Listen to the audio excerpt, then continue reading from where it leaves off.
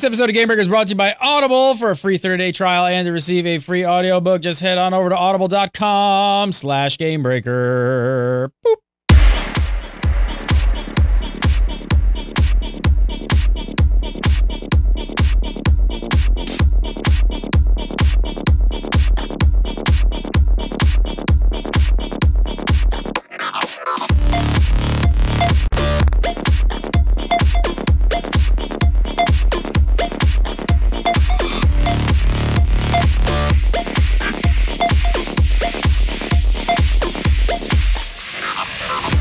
What's up, everybody? Welcome to Game Breaker episode uno, number 1 for December 12th, 2013. Brand new show on the Game Breaker TV. It's Game Breaker, the flagship show episode thingamababa what if. I don't even know what that means, but I'm Garrett Gannon. You're watching Game Breaker TV. I make up shit. And joining me on today's show is Mr. Pat Crane from Convert to Raid, Legendary, and all that other good stuff. How are you, sir? I'm doing well. It's a new day on GameBreaker.tv. This is exciting. I'm like, I've been looking to bring back this Game Breaker show in some form or fashion that could have the Game Breaker name for a long time. You three motherfuckers should just be honored and shit. This is totally cool, man. This is Game Breaker the show. I mean, how can that not be cool, right? Coltrane, how could this not be cool? What? What? Hello, you know, Gary, the Energizer Bunny was arrested. He was arrested? Arrested? He was arrested. Did he know Elma Fudd? Elma Fudd, he was arrested. I might have had a little bit of this. Whatever that was. Spicy water. Mm-hmm. Listen, the Energizer Bunny was arrested. He was charged with battery. Boo. No. Get out of here. Get out of here. He was charged with battery. You goofy guy. You sons of bitches. He's bringing the jokes. He's bringing the jokes. He always does that. Oh. He can't help himself. I can't help it. It's me. It's me. You guys are all I got a bunch of World of Warcraft fans here. So did you guys see the big story this week? Across the board, #1 story. Everybody was going crazy on GameBreaker TV. SWIFTY. You guys know the live streamer SWIFTY. Sure, most of the people watching the show probably know who he is. He's an internet personality, live streamer, big World of Warcraft guy. Detained by the police on the live stream. Caught on camera. This is when you gotta like love the voyeuristic quality and love like live streaming. You're just like in SWIFTY's living room and then you forget like I'm just watching World of Warcraft. Then the cops are like knocking on the door. It's insane. This is the humorous side of the voyeurism. There are some other dark stories that we might get to the voyeurism of live streaming of video games. This is one of those ones where it's just like, wait, did someone did the cops get called on him? Yeah, really. I think down below there isn't there a GIF? There is. I'm going to play this part first. But so what happened this night was basically SWIFTY was live streaming. You see me, I was like, what? Who's there? So wait, the cops are here? Oh? Hang on. I've got to go look. I've got to go see what's happening. Hello, SWIFTY. We know you're holed up in there. The police. It's the police. Right. So this was apparently like I forget, this is like the second or third prank that the chat room pulled on him that night. I guess a lot of people know his address and his phone number. So I think like somebody like ordered pizza to his house and did something else. And then this one, somebody like called the cops and said he was like, I think it was possibly assaulting somebody with a knife or something. Right. And the cops had to come and investigate. And what? Yeah, so basically what ended up happening was they had to detain him and have him fill out some forms and do some other things while they kind of sorted everything out. And you know, it's like we can goof on it as much as we want to, but really the realistic thing is that SWIFTY was pulled out of a live stream to go talk to the cops in real life. Just affecting a streamer in real life is just kind of stupid in my opinion. I mean, it's just one of those things like, wait. You're gonna go the route of like he's affecting the live streamer. What about like somebody who's like getting like the old lady who's getting mugged and that cop could have helped them? You're worried about SWIFTY and not even like law enforcement.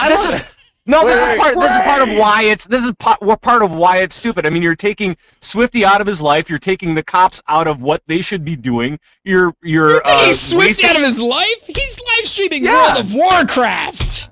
Who cares? Come on. Well, I mean, exactly. Who cares enough to take him out of his life? Who cares? I mean, the whole ordering pizzas thing to his house as well. I mean, it's all trolling and it's just stupid. Can I say? I love this GIF. He's literally like, I'm gonna get this cop on camera. Look, I'm gonna put. Oh, cop's gone. I'm gonna go stand by the cop. Oh, the cop's gone. Oh, damn it. The cop's like stepping out. Literally a cop right there. The cop's like, oh, I can't be on camera. Oh, I'm out.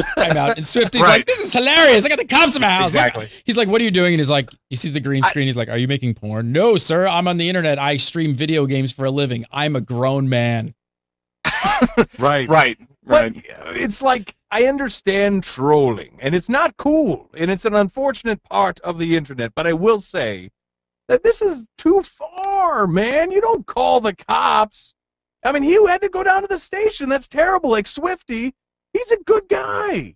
Like, that's a little too far, man. You know what I mean? He had to go. Now, listen, we said detained, but from what I know, he was not actually put in cuffs. No. I think that's kind of important. He actually just had to go down to the station. He was a ton of paperwork.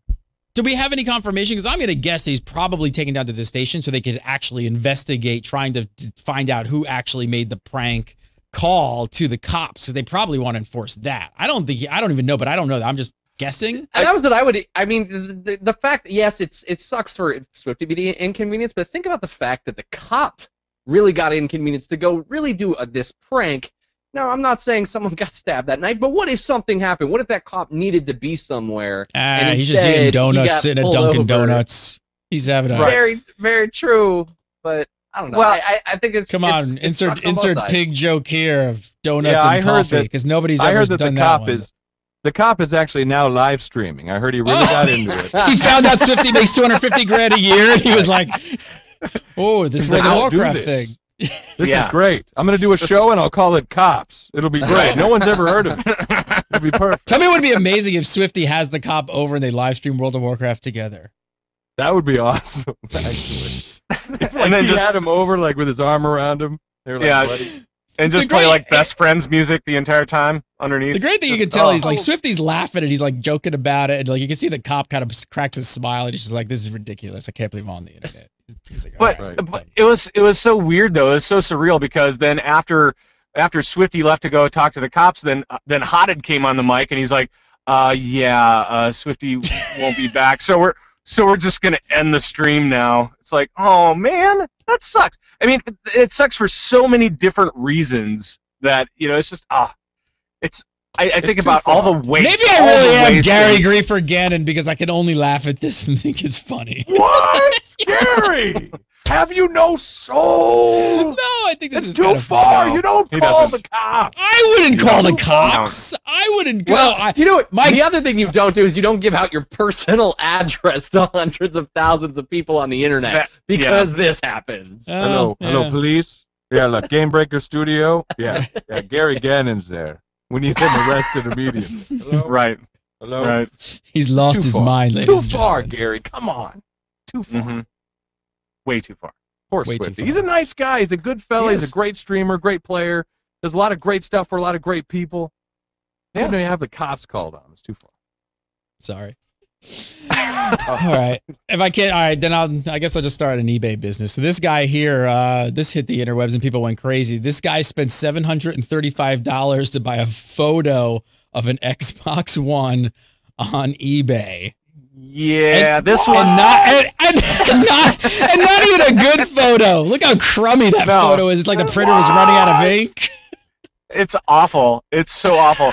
And this is one where I'll laugh with you because I mean it even said photo on the listing, right? So it even said photo on the listing. It was under the wrong category. It was under consoles or something like that.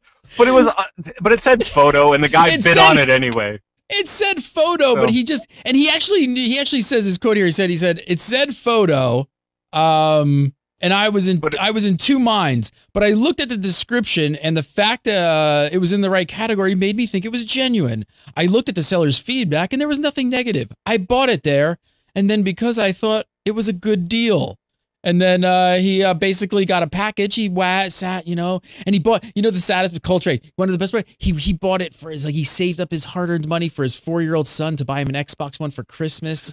And then, and then he got this letter in the mail, and he opened up the letter, and he was like, "What is this?" And out he pulled this shitty photo of an Xbox. Like, it couldn't even be a decent photo, like a good color photo. And on the back of it, it said, "Thanks for your purchase." Right. Oh.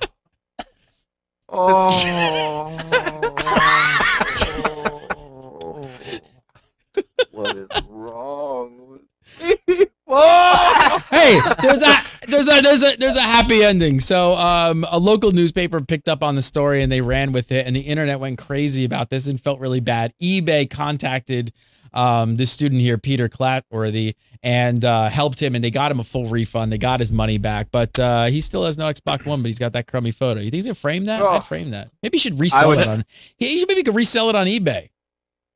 The picture of the picture that I paid way too much for. No, it should be pictures of that picture, right? So it should be pictures of that picture along with the canceled check. So it'd be a picture of the canceled check and the picture. You know what? I'll tell you what. I'll pay $30 for that screen cap right there. Can we go back to that? Hey, I could do that. I will pay $30 for that. The picture of him holding up the picture of the Xbox One. Yeah. By the way, if you're buying an Xbox One for a 4-year-old, maybe you should reconsider. That's maybe a Wii U or something. Hold on while I start my new internet business. Hang on, I'm selling pictures. These are going to go for $45 on eBay starting tonight. Think about that. Hello. And if you don't like this one, we've got a second one coming. This one is a $65 limited edition, folks. Right now. Whoa! Oh, see, that's my reaction. The first picture is me going, is that guy really that dumb? And the next one is, yes! Well, I shouldn't say that. I mean, it's sweet and nice, but really it's not. I don't know how in any way that is. So he literally paid that much money for a picture of an Xbox One. Yeah, he knew that he wasn't going to get an Xbox One. No. So he saw the word photo, but thought, like, it can't be a photo. It can't be a photo. Like, now they're listing it for $400. It was in the listing for consoles, and I'm gonna spend $735. And he thought, that must be wrong. Okay. I'm gonna get the console. And then when the package came, he pulled it out, and it was a photo. Right. Wow. All right. Well, now I feel bad. Now I take everything I said back. I don't feel bad at all. I think this is one of those things where, I mean, I'm glad that he got the money back, and I'm glad that he actually didn't lose anything off of the deal. But at the same time, that was kind of a weird move. You saw a photo, you didn't believe it, and you should have to pay for it at some point. And at there least are consequences. Yeah, there are consequences. There are. But what's the consequence?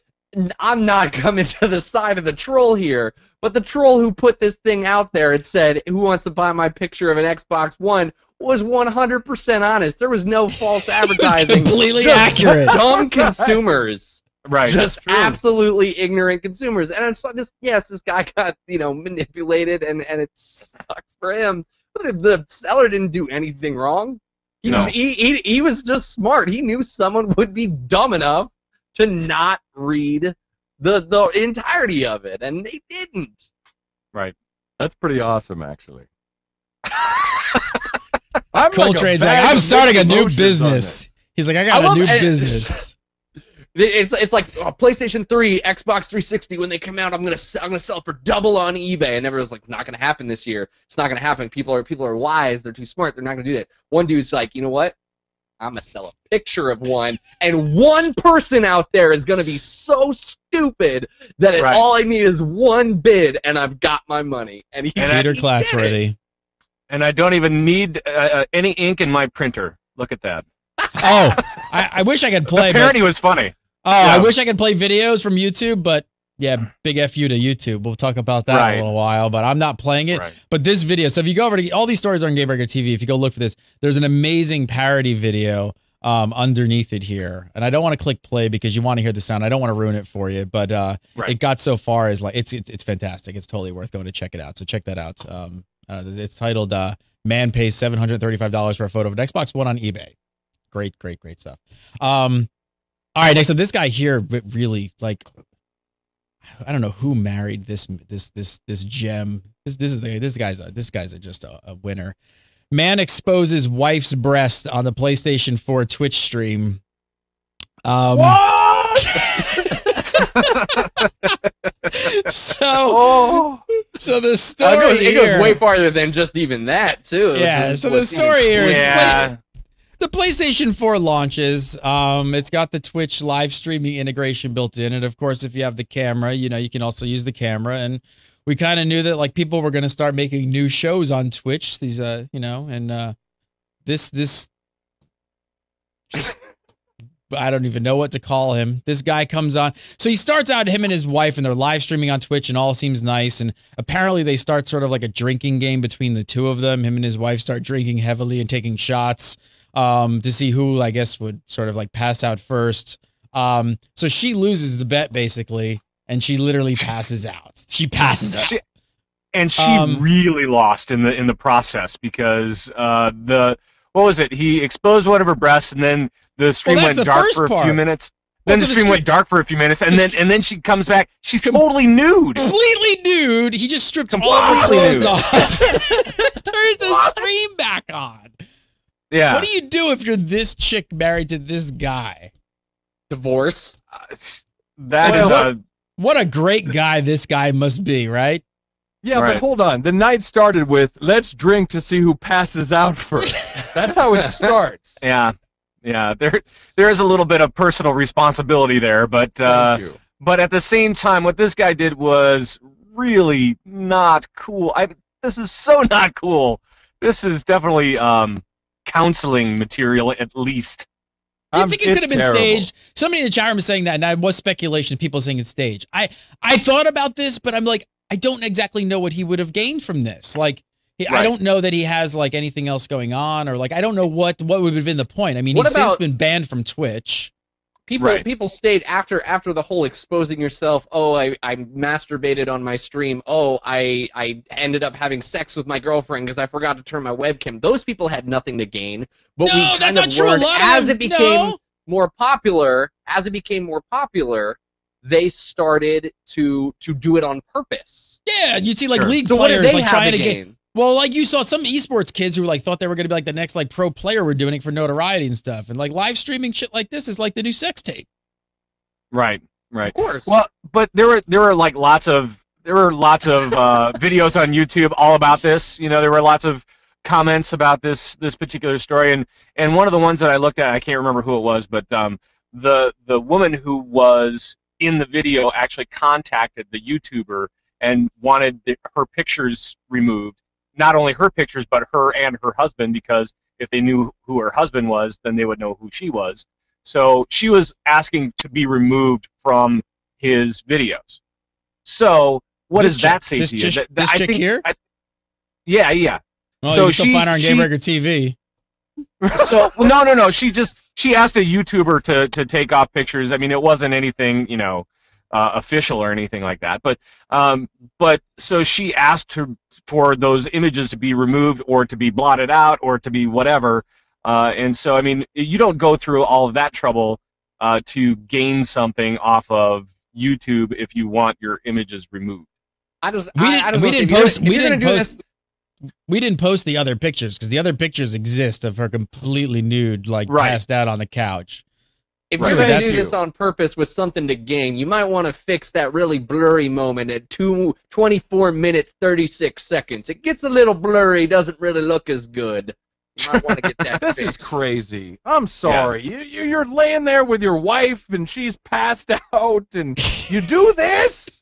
Like, what are you talking? You don't do this. Husband of the century, Coltrane?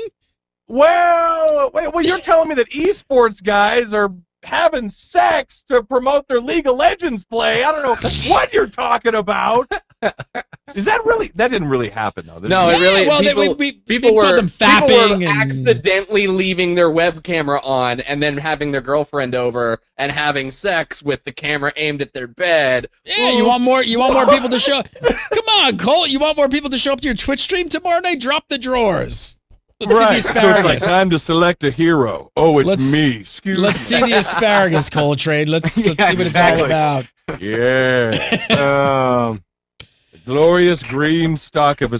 It's green. Wait, what? Whoa, Wait. wow. You better Wait, ought to see a what? doctor about that. It's You green. might, but I can't believe that, like, a husband. I mean, it doesn't matter. Like, I understand. Like, look, you're having a couple of drinks, you're having a nice time, you're with your lady, and you say, you know what, honey, I love you so much. Let's drink till we pass out on this live stream. I get that. That's like a Tuesday. I get it. Right, It's a nice right. evening. You know, Right. the holidays are coming up. You know, things are Right. getting You watch a little crispy. After Dark. You just drink till you That's pass out, you know? Exactly, I get it. But then that what he you- crossed the line. You don't go, Right. you don't do that, and then you black out, and then she's completely nude. That's just once again, that's just too far, man.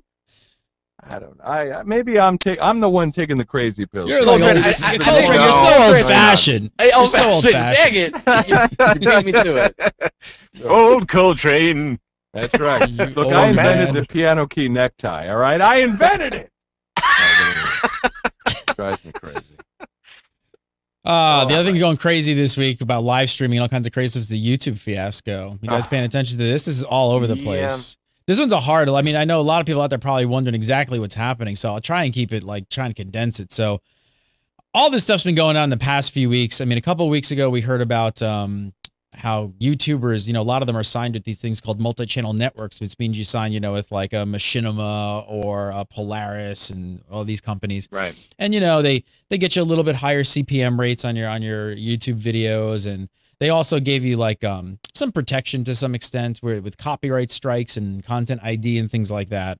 Well, I mean, last week we found out that, if I get this right, I think like MCNs were sort of forced into putting YouTubers that were signed to them into two buckets, and you're either going to be into a managed bucket or an affiliate bucket. The difference being the MCN, the multi-channel network, had to sort of would only put people in the managed category that they really trusted, that they really said, hey, if something bad goes down and there's lawsuits and we have to fight something, we'll fight for this person. Right. But all the rest of the people out there that are signed with us, like, now we're sticking them in the affiliate program. And basically, you know, you might still see that little bit of a CPM bump, but all of the, you know, sort of the backbone, the muscle that you had before kind of went away. And the other thing with that kind of coincided with that was, like, most YouTubers try and get footage up like super quick, right? Like something comes out, a game comes out, it's super competitive, you try to make a couple bucks, you're recording that thing, you're putting it up, bam. Well, when they were signed with the MCNs, they could upload videos, not have to go through the whole approval process and have to wait for the video. It would be up on YouTube like that. Well, even with the MCN now, they're back to waiting, like, could be a couple hours, could be a couple days, they don't really know, you got to wait. So basically, this has hurt video game producers on YouTube the most. And just like, so then what happened to follow that up this week, or a week later, this happened a couple of days ago, they kind of changed the algorithm that goes on. And apparently it looks like a lot of it has to do with audio, and all these YouTubers are getting copyright strikes against their footage left and right. And their inboxes just started piling up with, your video cannot be monetized now because it's copyright strike, copyright strike, copyright strike. Right. So essentially what ended up happening was that the biggest thing with videos getting flagged is that they updated their content ID system so that it's a lot better, or that it can catch a lot more stuff, right? And the biggest stuff that they look at is, or the easiest stuff that they look at is audio. Audio, you know, from popular songs, and if you're playing, you know, GTA 5 or something like that, and you have the music on, your video is definitely going to get flagged because there's all sorts of, you know, popular music in the GTA, you know, series, right? So you're definitely going to get flagged if you have game music on, because that's really easily identifiable for the computers. So you've got that, and then the other big part of that was also cutscenes, I believe. Mm-hmm. And this, this is a big reason why we stopped a long time ago on all of our other GameBreaker television shows. Our TV shows. We used to show B-roll and things like this all the time, and trailers would hit, and we'd roll trailers, and we stopped that a long time ago. And this is the exact reason, because I kind of thought this day would really come. And we've actually never signed, and we've actually never signed with an MCN. I've always been leery. I've been leery of what's going to happen, and now it's really shaken down, and a lot of YouTubers are just sort of feeling like, why am I even with an MCN anymore? There's no point. Well, and the big problem is a lot of people who are with MCNs. Let's just say LOL Nation TV was signed. It's not, but let's just say that's signed with one of the gaming MCNs that are out there, and they categorize that channel under a affiliate program, meaning they're not going to go to battle for me. As you said, the only thing they're now doing for me is the CPM potential bump. And the problem is when I signed my agreement with them, they were bringing a lot more to the table. Now all the people who are in that situation that got categorized into an affiliate categorization, they're like, well, like you're changing what we signed an agreement on. You're not offering me anything. You're killing the contract. And some of the MCNs are being like, no, it doesn't matter. Like, you signed a 2-year deal with us, and the you signed your life away. You signed your life away. That's right. They're rough. Well, but I mean, I think that now YouTubers that have signed contracts that are in the affiliate program should actually be looking at their contracts and making sure that that the MCN is living up to the promise. So, and if they're not, get out of the contract and maybe go with a different MCN or something else, or go it alone. But all I can say with that, Pat, is I've heard nightmares. I've heard people trying to get out of these contracts. Now every company's going to be different. Some of them may get out. So I've heard nightmares. I've heard like people legitimately being able to get out of their contracts, and like good luck, because when you sign into these networks, sure, you're giving them access to your account, literally giving them the keys. Them giving you back like the password and pulling you out of these accounts, I've heard has been a nightmare for people to try and get out. Not all of them, but I think that with this change, that this is going to be coming up a lot more, where YouTubers are going to want that protection that was promised to them, and if it's not given to them, there's going to be some sort of, and it won't necessarily be legal ramifications or anything like that, but there's definitely going to be some sort of business change in the model, right? So I mean, how do you all see this like shaking down? Like, where do you see this going? This is the problem with it, is because I watched Total Biscuit's whole entire conversation about this. And he brings up a really good point.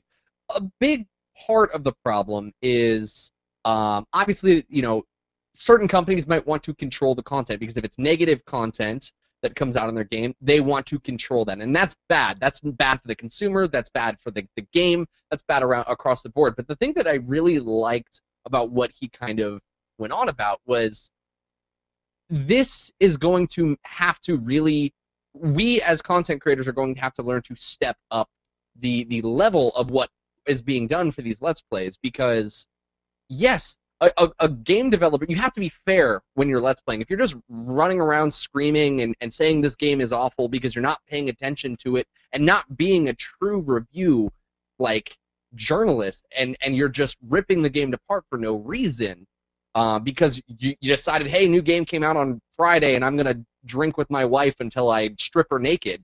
That's right. Not good publicity for the game. That sounds like a good idea. Yeah, that sounds like a really good idea, doesn't it? Sounds like a lot of views. You know what I'm saying? A lot of views. And that's it's some give and take a little bit on both. I see why YouTube is doing this. But as chat room said, the other thing that's really big here is we're seeing Blizzard, we're seeing Capcom, we're seeing Ubisoft, we're seeing all these companies come out and say, look, let us know as fast as you can if your stuff's got flagged. That way we can open it back up to you, so that it's so that it's fine. So my take on that, this is a YouTube policy. But that's so my take on that is the game companies are going to come and they're waving their flag like, we're going to save you, we're going to save you. No, you're not, because this ain't up to you. This is up to YouTube. And YouTube knows these companies will pay a lot more if they can control the advertising and control the content on YouTube than even Total Biscuit's channel. The money that channel alone comes in, which is a substantial amount of money, I am sure, is a drop in the bucket compared to what corporations will pay to be able to control the message on their games and how many they sell. YouTube is the new Hollywood, kids. Wait till 2014. It's going to get really, really freaking sticky. We're going to be talking about today's story a lot, I think. But I wonder, like, is this in the future, like looking ahead, is this going to make it that the content on YouTube essentially could be better? I mean, a lot of these big networks, sometimes they'll just like, oh, you make videos on YouTube, you're hired. You'll join us. And it's like Mike was saying, it's not like good quality content. Do you think that this is going to somehow improve the content for I think viewers? I think a lot of people are going to lose out because a lot of people, like I think all the real voice that YouTube is giving a lot of just average people, like the Wild Wild West, is going to go away. I think it's going to go back into the hands of like video game websites and who are trusted to make those things for these companies. Some of those people need to lose out, though. I truly believe, because there are some people there who will upload a Grand Theft Auto 5 playing the radio as they drive around and emphatically sit there and be like, no, this was mine, this was mine, this is all my content. And you're completely oblivious, sincerely, to the fact that you don't understand you don't own the rights to the Rihanna song that came on the radio. And that's a problem. That's in every single thing when you upload it to YouTube. You say you own the rights of all audio and all video that appear in the thing. And if you don't own the rights to that Rihanna song. Right. But there are people out there that will argue to a serious degree that this is mine and this is right. And those are the people that I think need to be pushed off. And I think they're not thinking about it. You're right. From that aspect, it's actually not a bad thing because from the copyright standpoint, for those copyrighted pieces where you're actually doing good and protecting artists and the producers of this content, that's not such a bad thing. And to have people more aware of that on YouTube is probably a very good thing when it comes down to it. Making sure that that everybody has rights to a particular piece of music or a particular cutscene or whatever it is before it's actually played. The problem that I have with this, however, is that YouTube is using bots and not following that up necessarily right away with actual eyeballs on it to determine whether or not that is a true thing.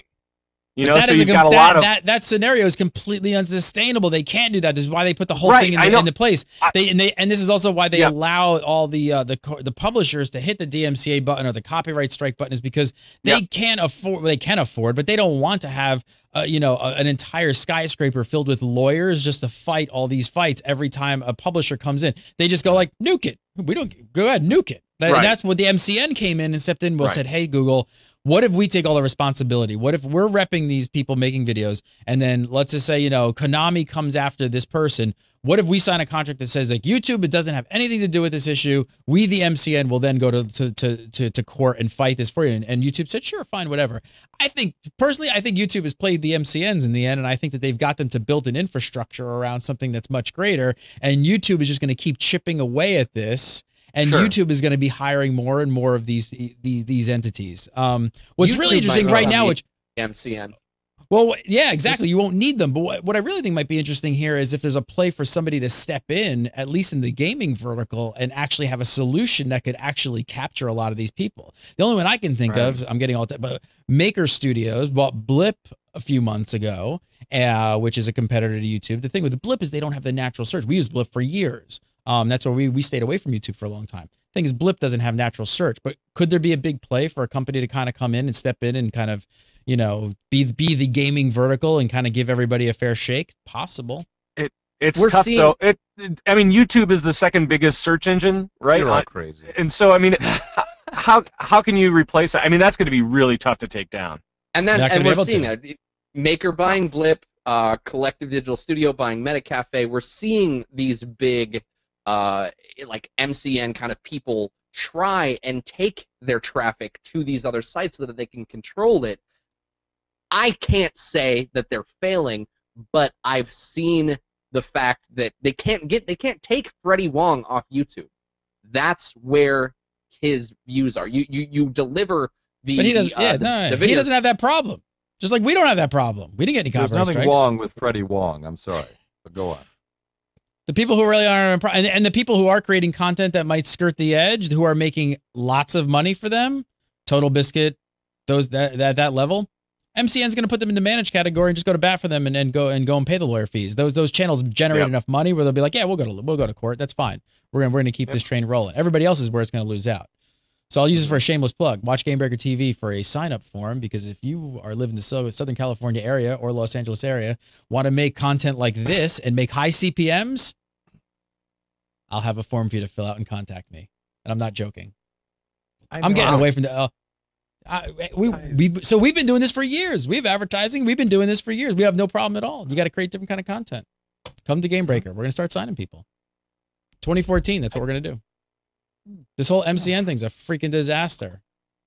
Well, you know what sounds to me like a disaster is what has happened to YouTube. YouTube used to be like the underground, man. It used to be about anybody could upload a video. Anybody could.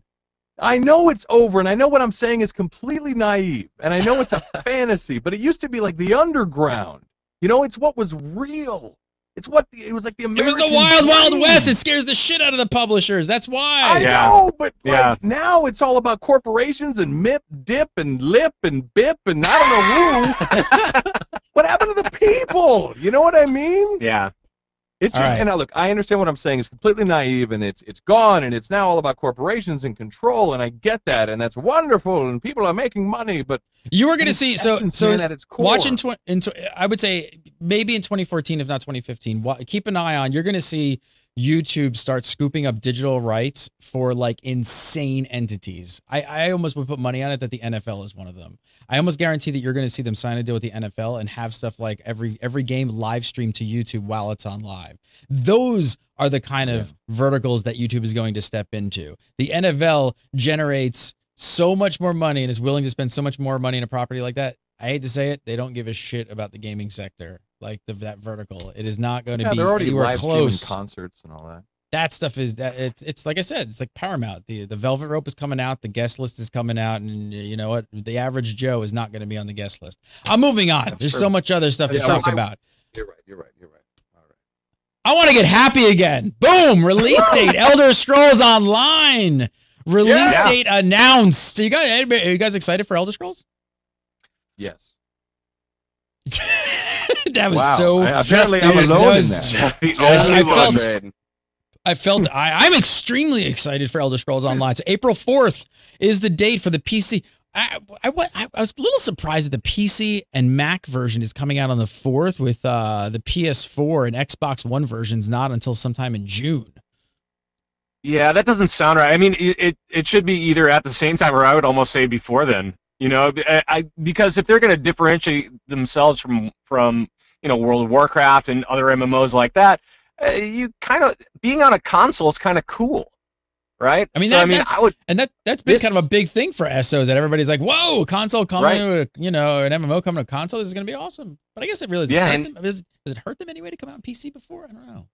I think any big Elder Scrolls, Skyrim, everybody who's super hardcore does play it on PC, but I think that it has what's had such big potential behind this game was that it was a game that tapped into the PlayStation and Xbox market just as hard as it did the PC market. Oh, let's be honest, they sell way more console copies than they do PC copies.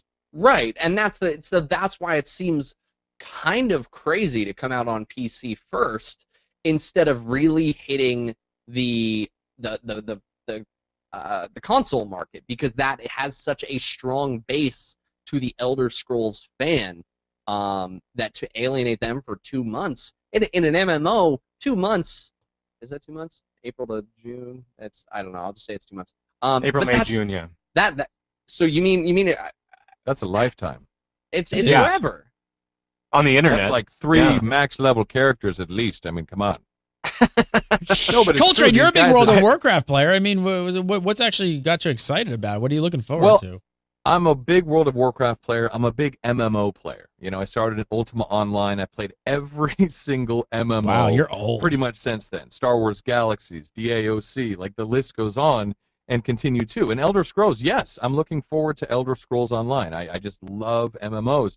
I'm curious though, is the PC and consoles, are they going to share on the same server or different servers? No.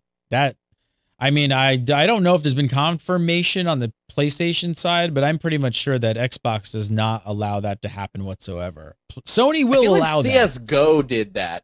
So CSGO was one of the first, and I could be wrong, but I think that was one of the first games to be cross-platform PC, PlayStation, Xbox. Yeah, PlayStation. We don't see it very often. I don't know. Chat room, let us know. I don't think Microsoft allows it. I think Sony will allow it under certain circumstances, but I do not think Sony allows cross-platform play. So no.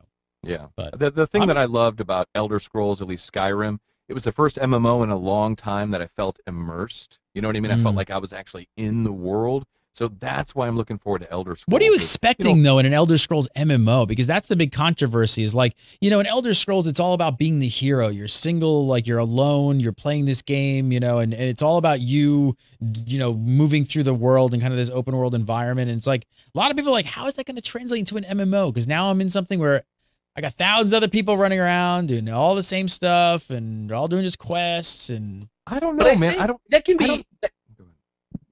That can be accomplished though with MMOs. We saw that with Star Wars: The Old Republic, and that was where Star Wars really shined. Was its single player experience? That's a winner right there.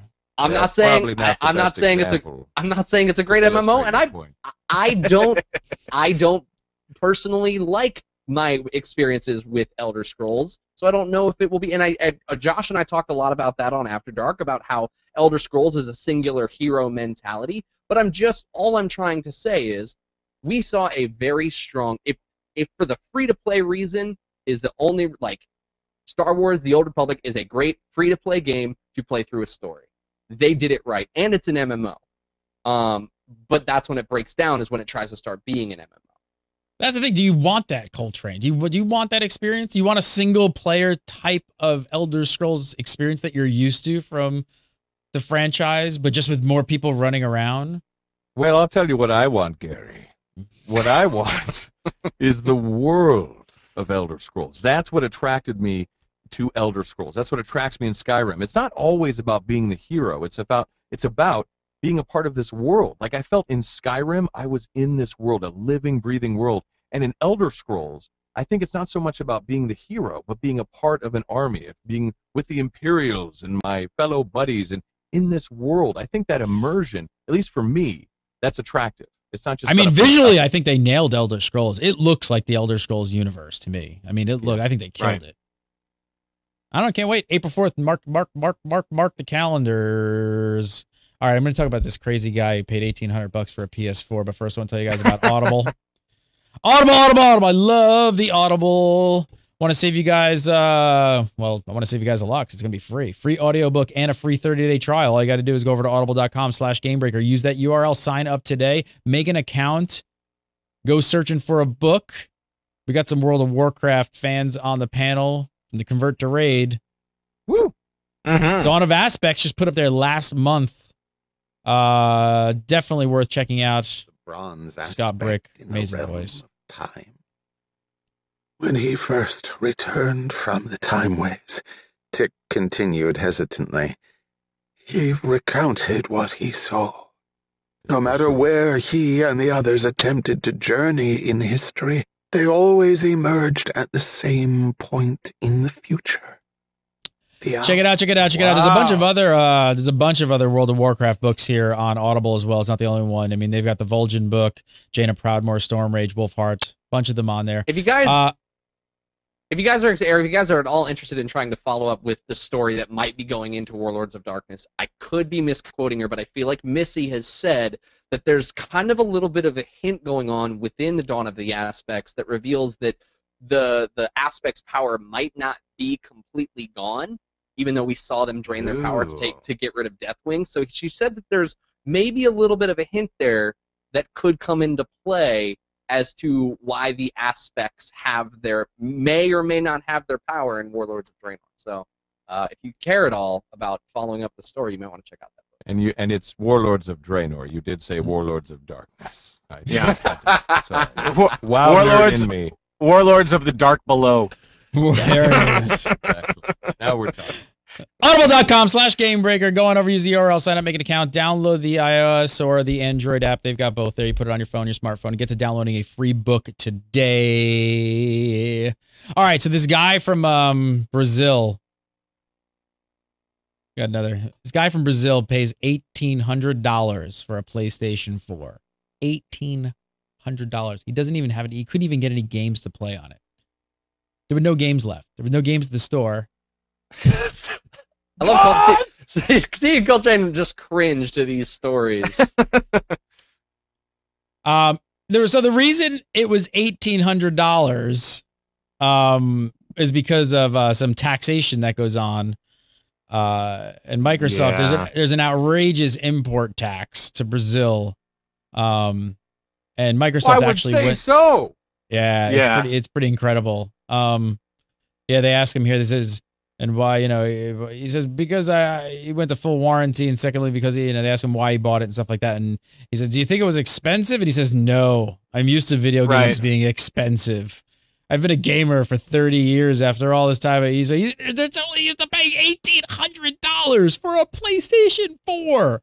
Well, I mean, the first thing he did was get the extra warranty. Like, you never get the extra insurance. Doesn't everybody know that? I guess people in Brazil don't know that. I mean, step one, when they say that, no, really? No, I don't. No, I'm good. No. Sir, but if this breaks down within the next 3 months, it'll be good for repair. Although, if he's paying $1,800 for it, maybe he should. I mean, really. Yeah, really. It's a big investment.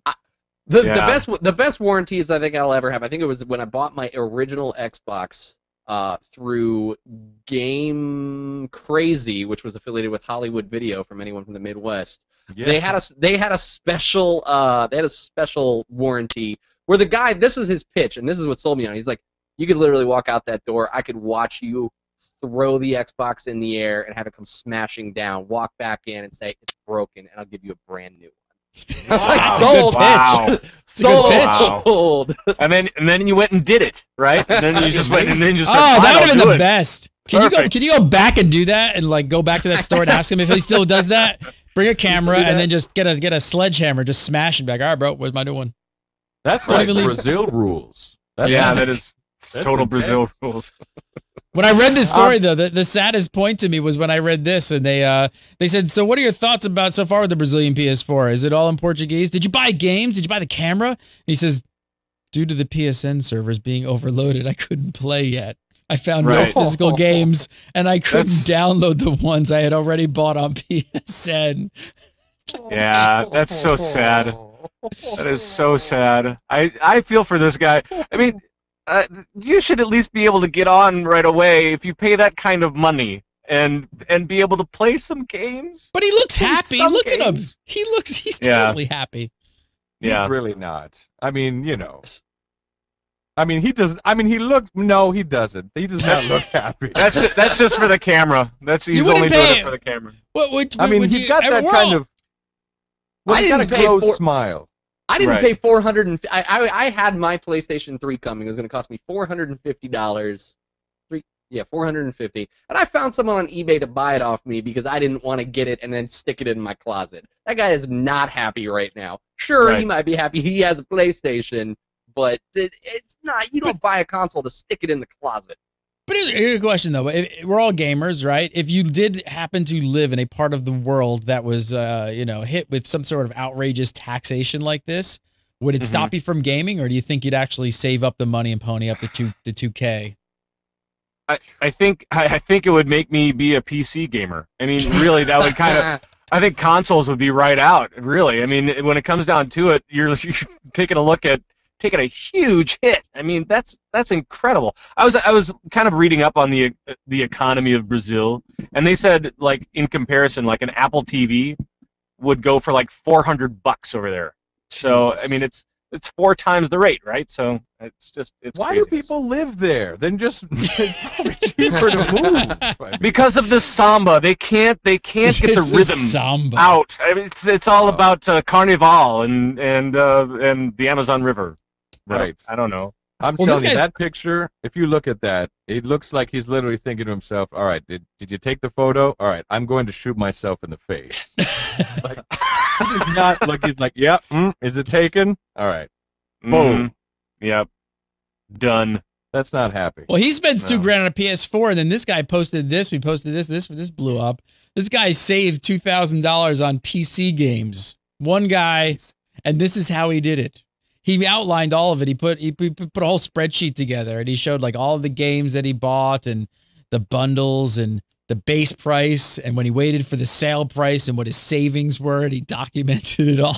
And here you go. Do you guys do this? I mean, I was amazed that he could save $2,000, but then I started thinking about it. I'm like, man, with all the Steam sales and the amount of games you can buy, do you guys wait for those? But he's got like Grand Theft Auto pack, and I don't know if I can celebrate this nerd or not, because he made a spreadsheet about saving money with video games. I don't Well, condone now that. he could have bought a PS4 in Brazil. Right. He could have. But he did save a lot of money. And then he called Geico, and then, you saved money on his auto insurance in just 15 minutes as well. So Coltrane's looking at this going like, Coltrane's like, I make so much money, I don't care about savings. Just bring on the 18. I'll pay 18 million for a PS4. I just shower me. No, what I learned from this is I'm not ever going to move to Brazil, and especially be a gamer. That's crazy. Are there any pro gamers from Brazil? Probably. If so, they're rich, because that's outrageous. Yeah. I don't know, man. That's a heck of a price for a PS4. And I feel bad for the guy. I couldn't play any games, but, he seems like a sweet man. So I wish him the best. You dummy. All right. You guys watch Shark Tank? You ever see Shark Tank? I don't know I don't know what network it's on. Is that ABC, NBC? I don't even know. I've watched it. I have no idea. It's actually kind of a good show. I like it. It's Mark Cuban, a bunch of other venture capitalists, and they get on there if you don't watch TV, and people get in front of them. And they are. Yes, they are. And people get in front of them and they pitch them ideas, and they try and get them to invest money in their companies and stuff. And I guess last week this company here got on, and they pitched this device called the Virtuix Omni, which is it looks like this. You stand in it in your house, and you couple it with an Oculus Rift and like a gun peripheral, which you can buy, none of which are included with this device thing. Right. You have to buy the gun and the Oculus Rift separate. So they're just making this trackpad. They got a treadmill and special shoes. Yeah, it's like a 360 direction treadmill and shoes to basically get more immersed in virtual reality in your video games. They got slammed. Like, they got made fun of. They got bashed. Nobody invested. I don't know. Would you buy one of these things? Would you put this in your house? Now, Gary, did you see this? I know that you went around to a bunch of conventions this year. I mean, did you see this at one of the conventions? It was at PAX. I did not see this. No, I must have. It was at PAX, and it actually looked kind of cool. However, I mean, there is a size thing with it, and you kind of wonder how many people would actually buy this thing. And so I understand the concerns of the guys from Shark Tank being able to do this. People buy treadmills. Those things are gigantic.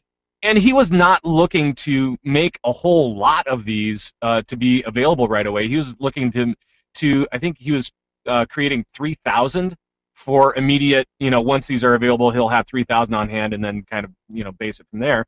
And so it wasn't like a huge thing, but I do wonder about the size of the market that would be interested for it. But would you buy one of these? Coltrane's got like money coming out the wazoo. It's cool. It's loaded. Cool. If it is notice, cool. Here, let me show off my fancy VO booth. Right. I want to talk about what? Did something change? I have so much money. I have this amazing studio. Honey, is the laundry done? What? That's right. Honey, what? I have so much money. This amazing studio. But what's crazy to me, and let me hand back over. Nobody saw that. Now you're in the booth. I'm in the booth. What am I doing in here? It's magical.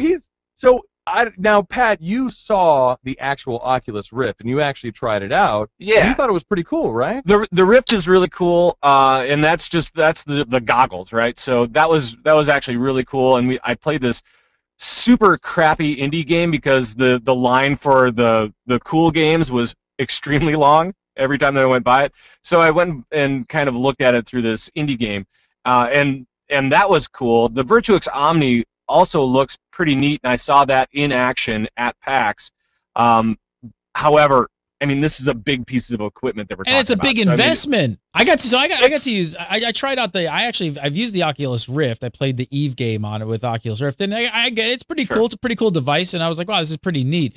You're talking like, what is the Oculus Rift going to go for? $300-400 if that, if and when that comes out. Yeah, I think it's $350. They want what, $900 for this? I think was the price point on this. No, I thought it was less than that. I thought it was like $750, but it's still a lot of money.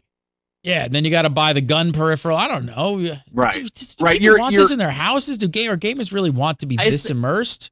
I mean, just when's the catheter accessory coming in? You know, dopamine drip, and then just like, forget it. I'm off this freaking rock.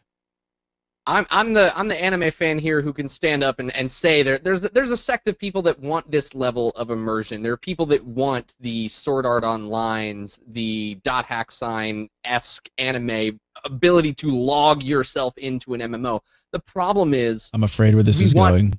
We want the ability to do it without actually physically doing it. We want to be able to lay in bed and just stick something in our head and be able to use our mind. The moment when I'm playing a first-person shooter, I don't want to have to physically run. You don't want to run for a couple hours playing Battlefield 4? You don't want to, like, you know, run? That was the way they even tried to market it on Shark Tank. Can I get it? Maybe you can lose weight. You're just trying to throw this like, yo, it's a weight loss. I'm just gonna put this out there. The gaming crowd are not the most health-conscious individuals out there. Yes, that's the racist, idea of being able to work out while gaming is a nice idea, but a lot of us don't really want to move off the couch. We didn't even like doing this with motion controls. You think we want to run? I don't think so. Well, those motion controls were not the best. Just saying. They were not the best. This is about total immersion, Mike. This is about total immersion.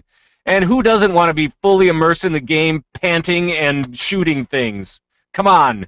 You want to be running from one cover spot to another cover spot. Yeah. And shooting bad guys. Yeah. Yeah. You see, Mike, maybe you need to plug in. Yeah. Not unplug, but plug in. Right. And smell what's cooking. And it smells delicious. Because people want to feel like they're in it, baby. No, Colt, you're getting that mixed up. It doesn't smell delicious. It smells awful because you got a fat guy running on a treadmill for 2 hours. Yes, but he won't look like a fat guy after those 2 hours. Don't you see? Come on, Mike. There's a guy I know that set up a little tricycle. Well, it wasn't a tricycle. It was one of those stationary bikes, right? He's got one of those bad boys going in front of a laptop, and every time he played WoW, he was on a little stationary, and he lost like 80 pounds. Yeah.